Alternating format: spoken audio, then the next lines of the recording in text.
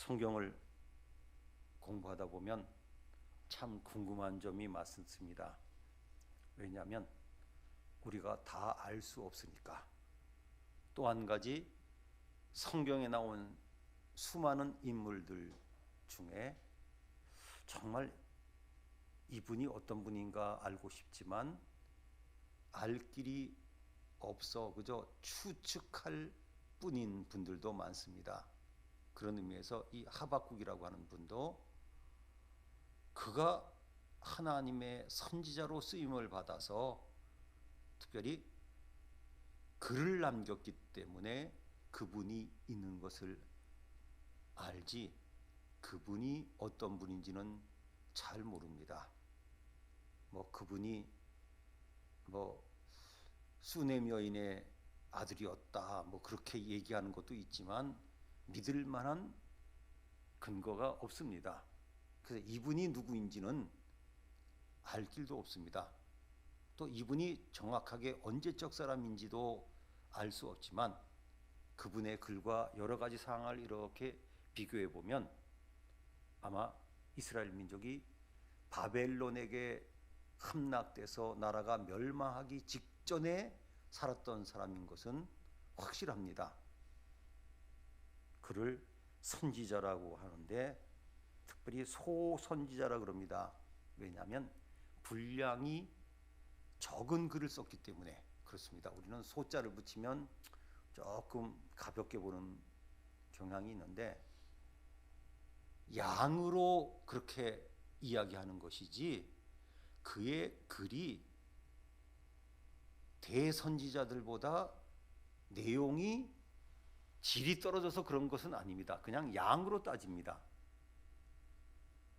그는 적어도 두 가지 때문에 소선지자라고 이야기하기 어려울 정도의 놀라운 하나님 말씀을 남겼는데 바로 2장 4절입니다. 물론 하나님의 말씀이지요. 의인은 그의 믿음으로 말미암아 살리라. 참 엄청난 얘기입니다. 많은 사람들이 돈으로 산다, 건강으로 산다, 권력으로 산다 이렇게 이야기할지 모르지만 그는 물론 하나님의 말씀을 전한 거지만 놀라운 말씀을 전합니다. 믿음으로 산다. 의인은 그가 어려운 일에 지금 당했습니다. 개인적인 일이 아니라 그가 살고 있던 시대가 정말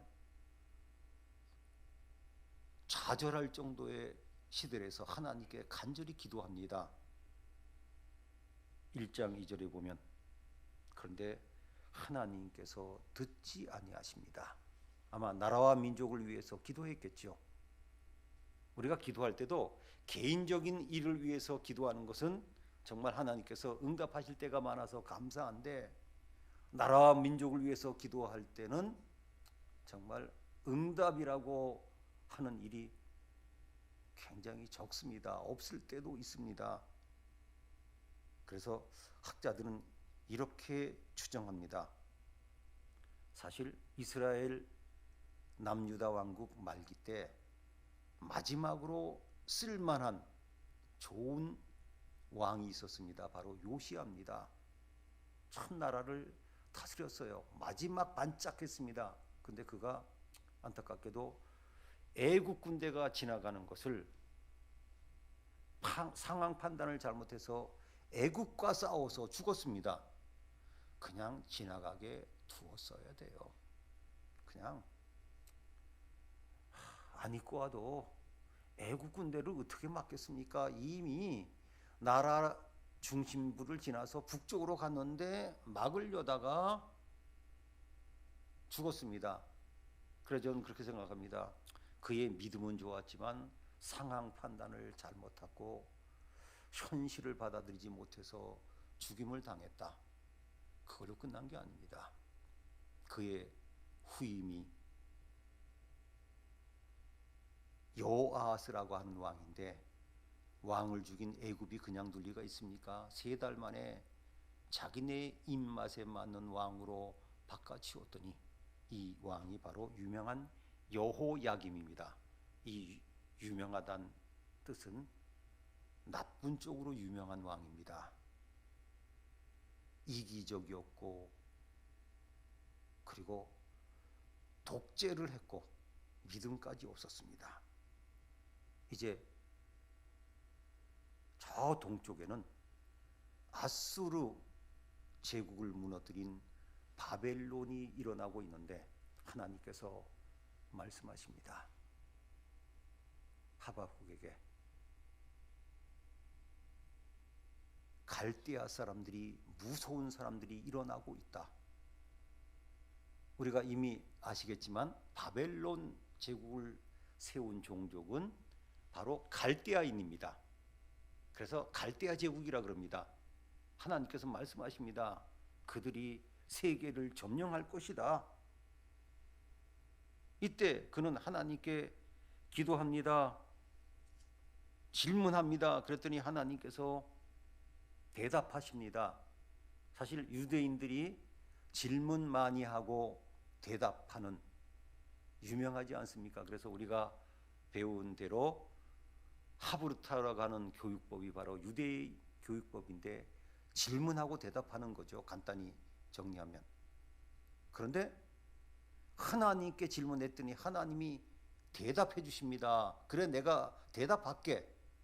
그 말 중에 제일 중요한 말이 조금 전에 소개해드린 의인은 오직 그의 믿음으로 말미암아 산다. 이러한 가운데 이 하박국은 3장에서 하나님께 기도합니다. 하박국 3장은 이렇게 시작되지 않습니까? 그의 기도라. 그런 이러한 절망 가운데서도 하나님의 일이 부흥되게 해달라고 기도했습니다. 이건 대단한 믿음이에요. 우리나라가 곧 망할 것 같은데 하나님 몇 년 안에 우리 민족을 부흥시켜달라고 기도했습니다. 왜 그랬을까요? 하나님은 가능하시니까.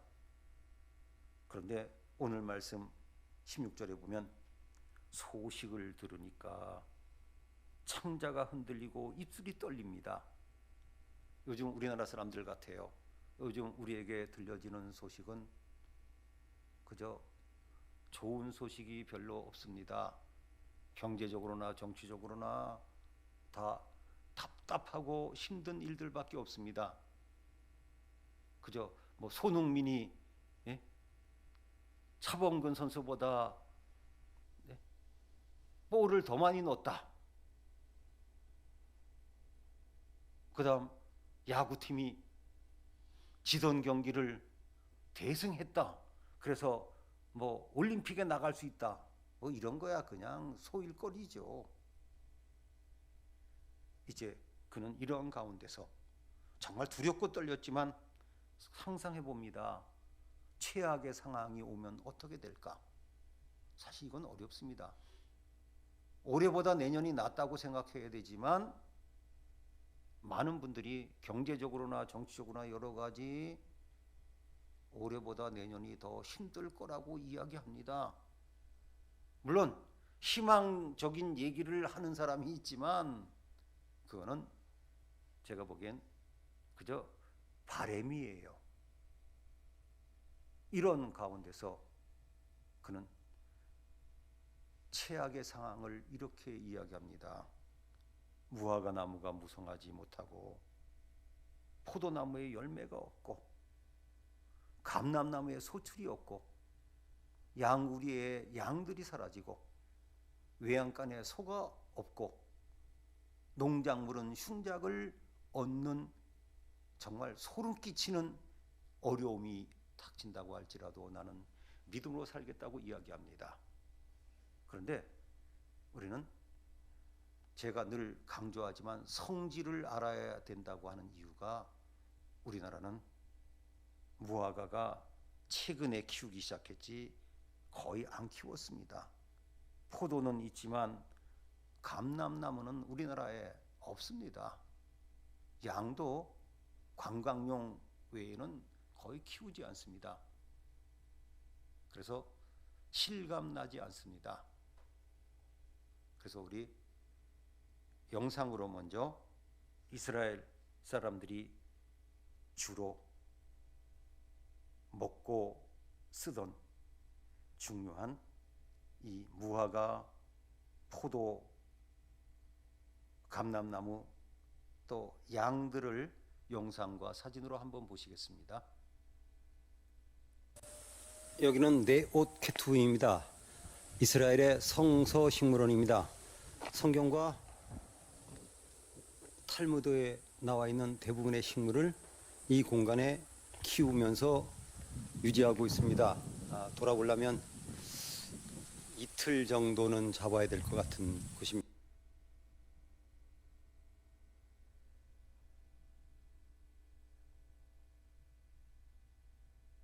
네, 바로 그 무화과입니다. 그다음 가보죠. 네, 제가 어디 갔더니 무화과가 너무 익어가지고 쫙 갈라졌습니다. 물론 사진 찍고 나서 제가 먹었습니다. 맛있었어요. 네, 저렇게 너무 익으면, 우리 과일이 너무 익으면 수확을 못할 정도죠. 그래서 제가 저것도 사진 찍고 먹었습니다. 배도 고프고 그래가지고. 무화과입니다.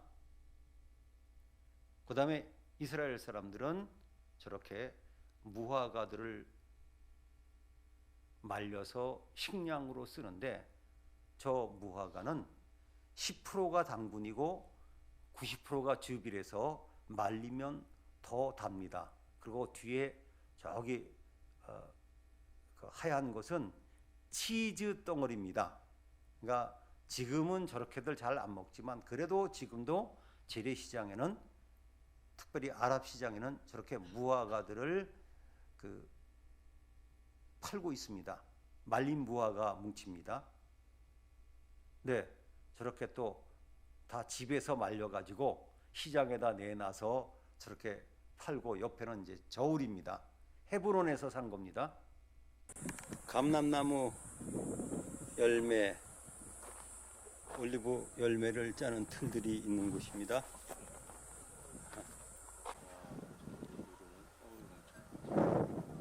저렇게 갈아가지고 올리브 기름을 짭니다.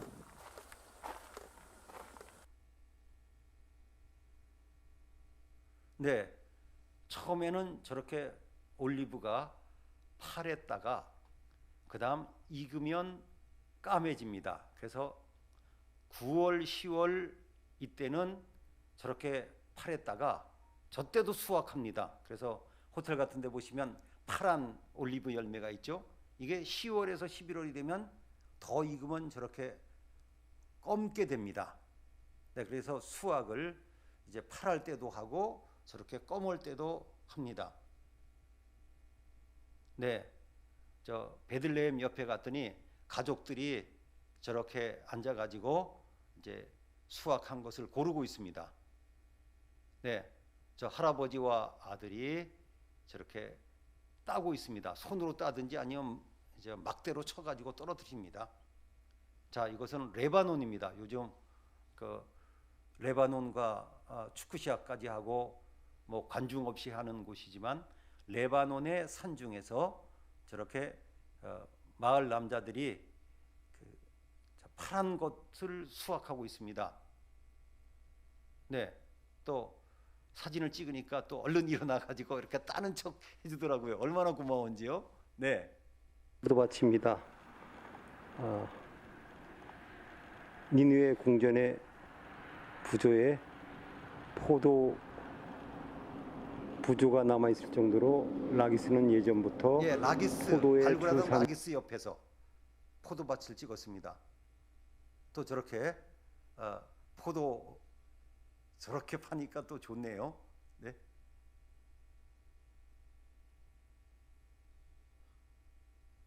또 저것은 이제 포도가 자라기 전 2월 달입니다. 아까 그것은 7월 달이었고요. 포도나무입니다. 그다음 요르단에서 저게 바로 양의 우리입니다. 저렇게 돌들을 쌓아가지고 양의 우리를 하고 이제 문을 열어놨는데 조금 어려운데 밀어붙여서 들어갔습니다. 미안해도. 이제 양의 우리를 살짝 봤더니 큰 양들은 바깥에서 자고요. 저렇게 어린 양들만 저렇게 보는데 놀랬습니다. 갑자기 뭐 이상한 게 자기네를 쳐다보니까 어쩌고 그래서 저렇게 양의 우리에 어린 양들을 따로 잘 키우고 있습니다. 큰 양들은 바깥에서 자라고요. 이제 소입니다. 너무 말랐죠? 예, 저기는 이집트의 고센 지역 나일강 물을 연결시키는 그 우나 옆에 소들인데 제가 왜 쟤네들은 저렇게 말랐지 그래가지고 사진을 찍었습니다. 네, 그다음에 이 바산 갈릴리 바다 동쪽의 골란 고원에 저렇게 이제 소들을 키우고 있는데 젖을 먹고 있습니다. 네, 저기는 뭐 성경에 바산의 암소들아 그러던 그 바산 지역인데 저렇게 소들을 방목하고 있습니다. 네, 저게 바로 또 광야에 있는 양의 우리입니다. 저기 보세요. 우리에 물론 방목했겠지만 양떼가 없습니다. 네. 그다음 이제 이 하박국에 관해서는 이란의 하마단이라고 하는 곳에서 떨어진 곳에 가면 놀라운 것은 그의 무덤이라고 믿는 곳이 있습니다. 네, 저 무덤을 현지 사람들은 하박국의 무덤이라고 이야기합니다. 안으로 들어가 봅니다. 네, 입구에 저렇게 돼 있고요. 네, 가묘입니다. 저렇게 그의 무덤이 있습니다. 저렇게 그 동네 사람들이 무슬림이지만 와서 경배하는데 제가 보진 못했지만은 그 유대인들도 오고 있고 기독교인들은 저 지역에 거의 없기 때문에 기독교인들도 오지는 않지만 그 지역에 왔다가는 기독교인들도 여기를 들려서 이제 존경을 표합니다. 네, 이 하박국의 무덤에 관해서는 확증된 것은 아닙니다. 다만 이 하박국이 이슬람에서도 선지자로 인정하기 때문에 후대에 전설에 따라서 그냥 만들어 놓은 겁니다. 물론 현지에서는 그렇게 얘기해요. 그가 바벨론 포로로 잡혀왔다가 그 뒤에 이제 가까이 그 하마단이라고 하는 곳이 앙메다라고 하는 성경에 나온 도시였기 때문에 그 북으로 잡혀왔다가 이곳에서 죽어서 그의 무덤을 만들었다 그렇게 이야기하고 있습니다만은 신빙성은 떨어집니다. 그렇다고 해서 아니라고 할 수는 없습니다. 어쨌건 너무 반가웠습니다. 무화과 나무가 무성하지 못하며 무화과가 왜 특별합니까? 바로 창세기 에덴 동산에서 있었습니다. 우리 조상들 아담과 하와가 벗은 것을 보고 부끄러워해가지고 얼른 임시 옷처럼 나무 잎을 따가지고 몸을 둘렀는데 그게 바로 무화과 잎이었습니다. 이 무화과 나무 잎이 넓습니다. 우리 뭐 큰 것은 호박잎 가까이 될 정도이기 때문에 이 무화과 나무 잎으로 옷을 만들었다. 최근에 우리나라도 영암 지역에서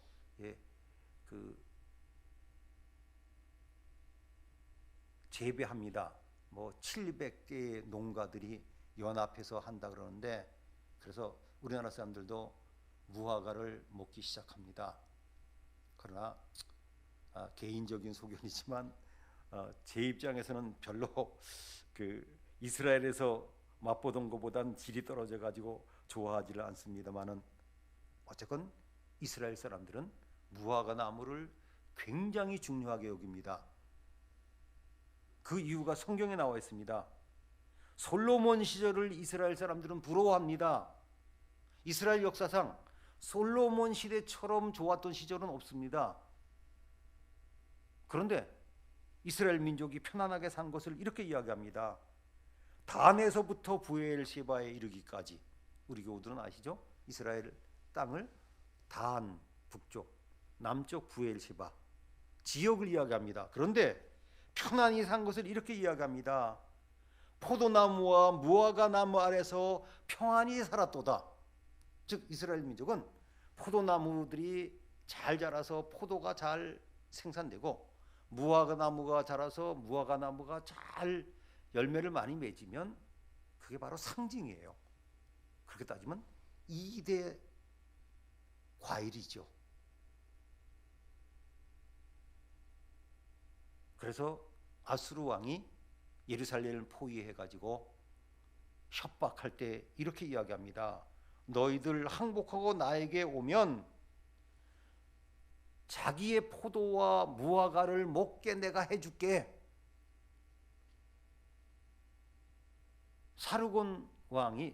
사네립 왕이 이스라엘 민족을 협박할 때, 그때 이스라엘 사람들에게도 이야기했습니다. 너희들 제일 중요한 포도와 무화과 열매를 먹고 살게 해줄게. 항복해라. 이렇게 이야기합니다. 그런데 신약 성경에 와서 예수님께서는 무화과 열매가 없다고 저주하셔서 그 무화과 나무가 말라 죽은 것을 우리는 기억합니다. 그래서 지금도 이 이스라엘이나 이런 데 가보면 길 옆에 무화과 나무들이 몇 그루들이 있습니다. 지나가던 사람들이 이렇게 하나씩 따먹어도 됐던 시대입니다.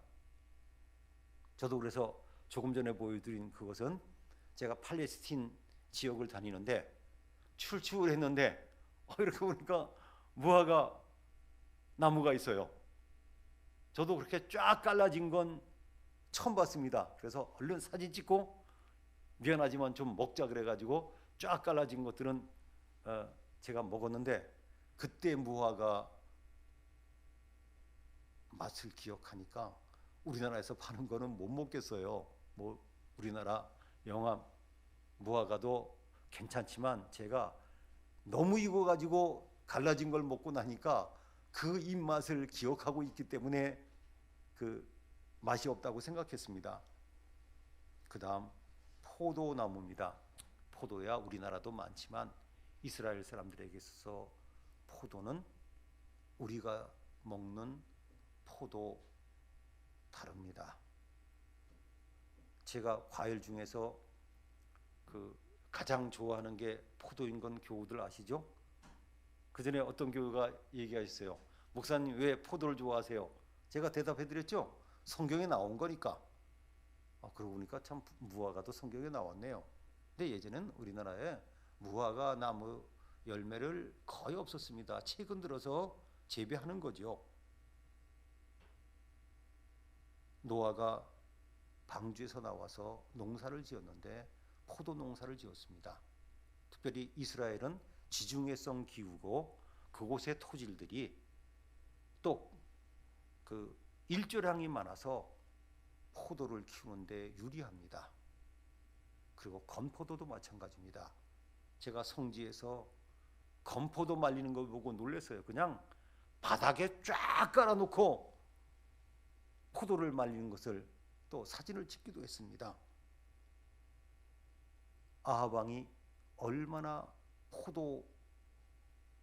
나봇의 포도원이 탐이 났을 정도로 포도가 귀했으면 부인 이세벨이 억울하게 죽이고 빼앗을까요? 전 그 생각했습니다. 그만큼 포도가 탐났겠지. 특별히 예수님은 특별한 포도에 관한 말씀을 하시지 않았습니까? 나는 포도나무요 너희는 가지고 하나님은 농부시다. 이스라엘 사람들은 이제 날걸로 과일로도 먹지만 오랫동안 보관할 수 없으니까 건포도가 그들의 식량이었습니다. 그리고 포도주를 만들어서 음료로 먹었습니다. 또 감람나무입니다. 감람나무에 소출이 없습니다. 이스라엘 사람들에게 있어서 감람나무는 제일 중요한 기름이었습니다. 하나님께 제사를 드릴 때도 감람나무를 썼습니다마는 일상생활에 그들은 감람류를 먹었습니다. 그런데 감람나무는 오욕입니다. 감람나무가 따로 있는데 비슷하게 생겨서 번역을 했지 올리브 나무입니다. 그래서 제가 어디 가서 이렇게 그 올리브 열매와 올리브 기름이 있으면 꼭 먹고 이야기합니다. 나는 성경대로 살고 싶어서 올리브 열매 먹고 올리브 기름 먹는다고. 그런데 소출이 없습니다. 심각한 얘기죠. 오늘 우리가 이제 유튜브에 방영할 그 영상을 보시겠는데 막벨라 굴을 밝히는 등잔불을 위해서 쓰여진 그 기름이 뭐겠습니까? 올리브 기름입니다. 거룩한 장소 막벨라 굴을 밝히는데 그들은 올리브 기름을 씁니다. 즉 감람류를 씁니다. 물론 가장 많이 재배하는 나무입니다. 우리 감람산 아시지 않습니까? 겟세마네 동산. 그러니까 이스라엘에서 이렇게 다니면요, 웬만한 마을 산마다 나무들을 자라는 것을 보는데 그게 거의 다 감람나무입니다. 그리고 이 감람나무는 1000년까지 산답니다. 그래서 전 처음엔 안 믿었지만 전문가가 그렇다 그래가지고 믿기로 했습니다. 겟세마네 동산에 있던 그 감람나무 몇 그루가 2000년이 넘었다고도 합니다. 물론 지금도 열매 맺지요. 그러니까 이 감람나무는 대단합니다. 잘 심으면 1000년도 열매를 딸 수 있는 겁니다. 그래서 지금도 상대방을 보복하려면 감람나무를 뽑아버립니다. 그 다음 우리의 양이 없으며, 이스라엘 사람들은 정말 양을 많이 키웁니다. 그래서 늘 말씀드리지만 성지를 처음 가가지고요, 그 성지순례 온 분들한테 양이다 그러면요 어디야 그러고 야단이에요. 막 사진 찍고. 그래서 한 이틀 정도 지나면 또 양떼가 보입니다 그러면 됐어요 그럽니다. 많이 봤다고. 우리는요 거의 없지 않습니까? 대관령 양떼 목장이나 가야 되고, 그렇죠? 에버랜드나 가야 되고, 뭐 제주도에서 조금 기르지만은 우리는 양에 대해서 잘 모릅니다. 우리의 양이 없다는 것은 주력 산업이 망했다는 뜻입니다. 우리가 말하면 반도체가 망했다는 뜻이에요. 심각한 얘기입니다. 우리의 양이 없다고 하는 것은 정말 무서운 겁니다. 외양간에 소가 없다는 것, 사실 이스라엘은요 주로 양을 키웁니다만은 소를 키우는 지역은 굉장히 비옥한 지역입니다. 그래서 저는 성기를 해설할 때마다 이럽니다. 소를 키우고 있는 지역은 정말 비옥한 지역이다. 대부분 지역은 소를 못 키웁니다. 워낙 풀을 많이 먹고 또 비교적 그 풀들이 질이 좋아야 되니까요. 양들은요 그렇게도 이야기합니다. 심지어 쇠붙이 빼놓고는 다 먹는다 그럴 정도로 먹어치웁니다. 밭에 식물이 없습니다. 주로 밀과 보리를 재배하는데 빵을 만들어 먹을 밀가루가 없습니다. 요즘 같으면 수입하면 되지만 그 옛날에 어디서 수입하겠습니까? 그래서 우리의 시각으로는 이 말씀을 제대로 실감하지 못해서 제가 보여드린 겁니다. 최악의 상황입니다. 무화과 열매가 제대로 안 맺어져서 주로 먹는 무화과 먹을 수 없습니다. 포도나무가 열매를 제대로 못 맺으니까 건포도도 못 만들어서 식량으로 못 쓰고 포도주도 못 만듭니다. 감람나무에도 소출이 없어가지고 그 열매로도 못 먹고 기름을 못 잡니다. 당장 등잔불을 못 밝히고 늘 먹는 그 우리가 참기름, 들기름처럼 먹는 식사를 하지 못합니다. 양들이 거의 다 없어졌습니다. 올해도 저는 경기도 북쪽의 지역들 돼지 키우는 농장들 보면 안 됐습니다. 그 부근에 발병했다고 그야말로 묻어버렸지 않습니까? 멀쩡하던 것들을. 우리는 너무 남의 일로 여기지만 그분들을 생각하면 너무 안 됐습니다. 또 한꺼번에 너무 급하게 묻으니까 유출수 때문에도 또 오염된다고 야단이고 참 무섭습니다. 그분들을 생각해 보세요. 뭐 정부에서 어느 정도 뭐 보조는 해주지만 다 날아간 거죠. 이런 가운데서 그는 흔들리지 않았습니다. 이렇게 최악의 상황이 올지라도 나는 여호와로 인해서 기뻐하고 즐거워하겠다. 하나님께서 나를 구원하셨기 때문에 기뻐하겠다. 그는 하나님이 나의 힘이라고 고백하고 있습니다. 그 사람의 참 신앙은 어려울 때 나타납니다. 잘 되고 모든 것이 좋을 때는 믿음은 큰 힘을 발휘 못하지만 이렇게 최악의 상황이 온다고 할지라도 믿음은 그것을 이겨냅니다. 불황, 불안, 불통, 불신앙, 불만이 사라지고 기쁨과 감사가 나오게 하는 이 위대한 힘이 바로 신앙이라고 그는 그의 기도에서 고백하고 있습니다. 오늘 추수감사절을 드리면서 우리는 이렇게 하박국과 같은 신앙을 가지고 기도하면 혹시 지금보다 더 어렵고 힘들더라도 하나님께 영광을 돌리며 믿음으로 살 수 있을 것입니다. 기도하겠습니다. 하나님 아버지 감사합니다. 여러 가지로 어렵고 힘든 시대적인 상황 속에서 살아가는 저희들이 하박국과 같은 신앙을 가지고 믿음으로 살게 해주시고 하나님 때문에 즐거워하며 기뻐하며 살게 해 주시옵소서. 예수님의 이름으로 기도하옵나이다. 아멘.